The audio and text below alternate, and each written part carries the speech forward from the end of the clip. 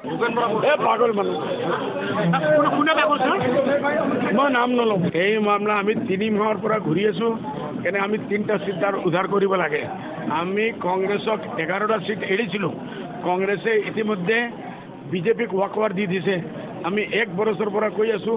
এই আজিৰ কংগ্ৰেছ এই অকল বিজেপিৰ এ টিম এইসকলে আমাক কৈ আছে আমি বিজেপি বি টিম ডেইলি আপোনালোকে চাওক কালি কমলাক্ষৰ হৈছে আৰু কোন হৈছে বসন্ত দাস হৈছে ডেইলি কংগ্ৰেছৰ পৰা বিজেপিত গৈ আছে এইটোৰ কাৰণে মই আগেই কৈছিলোঁ এই বিজেপিৰ কংগ্ৰেছৰ টিমটো বিজেপিৰ এ টিম এইটোৰ কাৰণে এইসকলে এক হৈ গ'ল একেলগে মেহনত কৰিব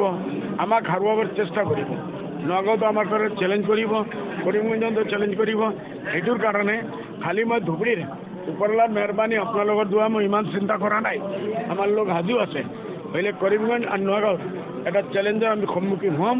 এইটোৰ কাৰণে যোৱা 3 মাহৰ পৰা